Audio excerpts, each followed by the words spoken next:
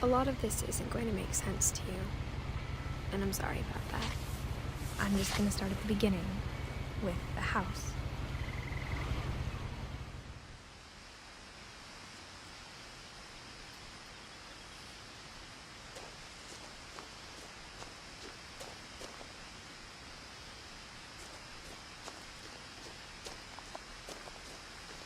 I lived here until I was 11, but I wasn't allowed inside half the rooms.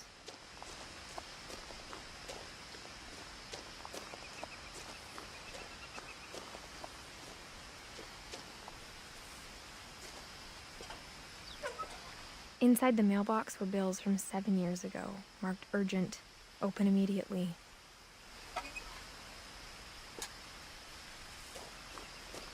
I hadn't been back since my brother Lewis's funeral.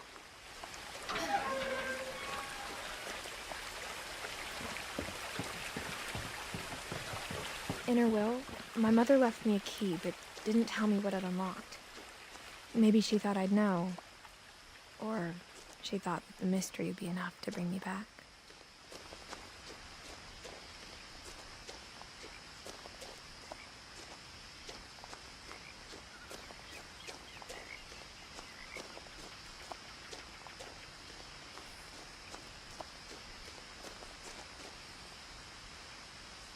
No one had driven this way in a long time, but I saw a few hoof prints.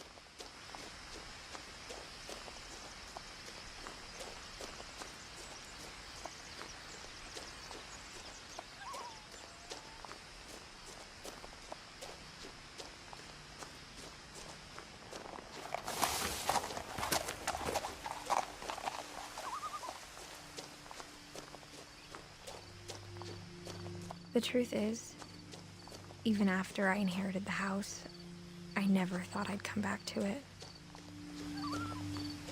But now I had questions about my family that only the house knew the answers to.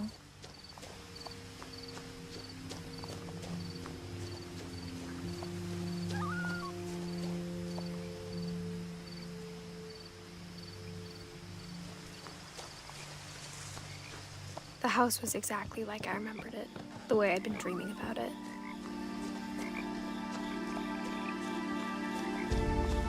As a child, the house made me uncomfortable in a way I couldn't put into words. Now, as a 17-year-old, I knew exactly what those words were.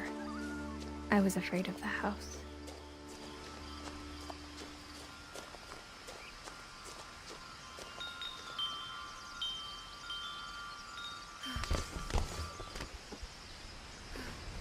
Crawling through the doggy door used to be a lot easier when I was 11.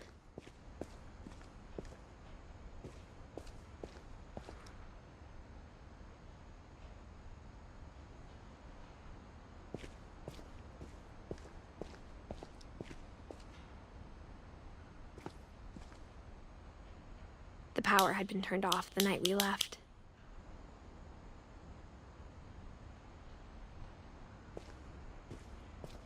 For the first time in years,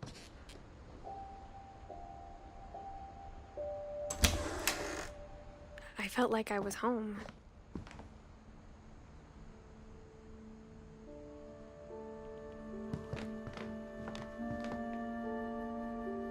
But instead of a family, there were just memories of one.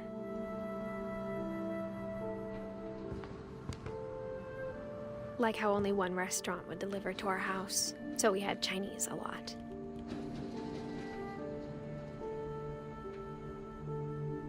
Or how after Lewis started working at the cannery, we all got sick of eating salmon. Except our cat, Molly.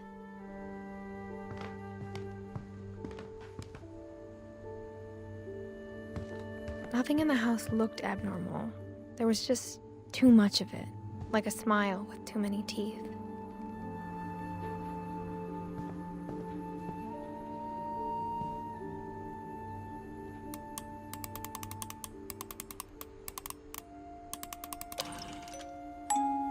Great-Grandpa Sven built a music box for Barbara, along with the rest of the house.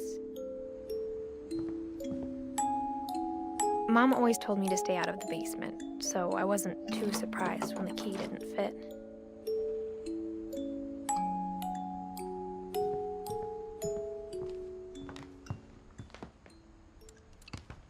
Even the fireplace had a story. Edie told me the bricks came from the original house, after it sank.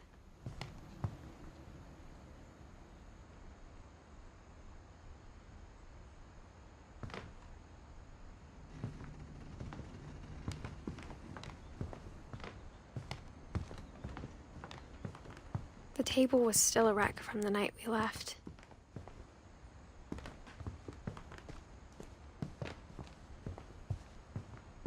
It was like a bomb had gone off, killing everyone. My mom was the only one of us who could imagine Great-Grandma Edie living in a nursing home.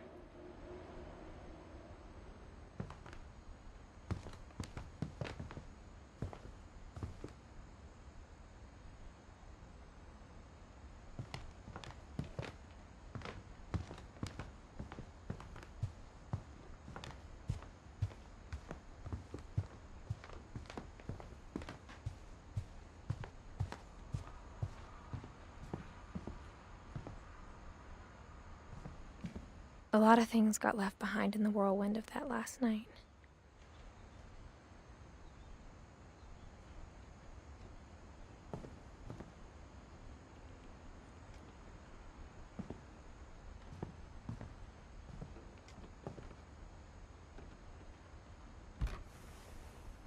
Edie told me once that every Finch who ever lived is buried somewhere in the library.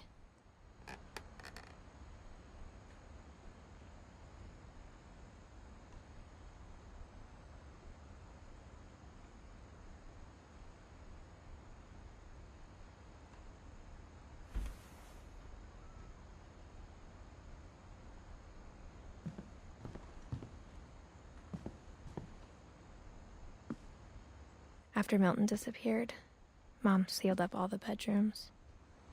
Then Edie retaliated and drilled peepholes.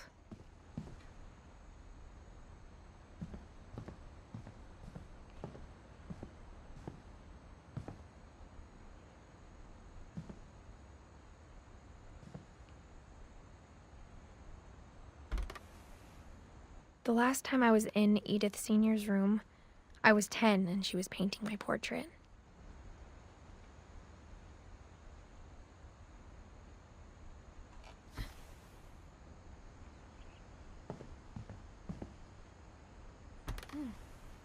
As a kid, I just assumed every house had peepholes and sealed rooms you weren't allowed inside of.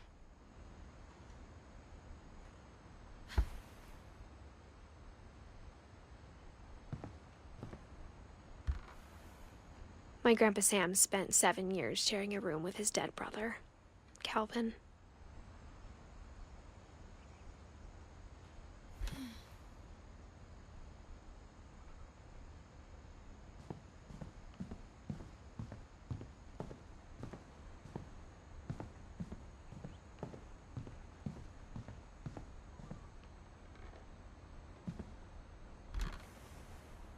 Molly always seemed like a girl I could imagine being friends with, if she hadn't died in 1947.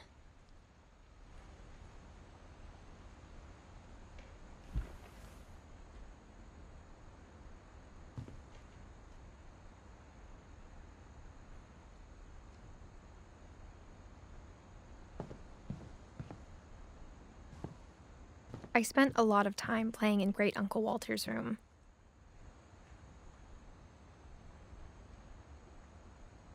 I think my mom sometimes regretted not sealing it up.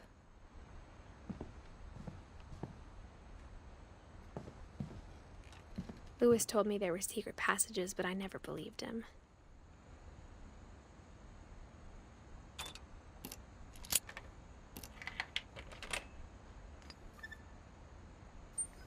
Turns out, my mom was really good at keeping secrets. Now it was time to find out what my mom had been afraid of.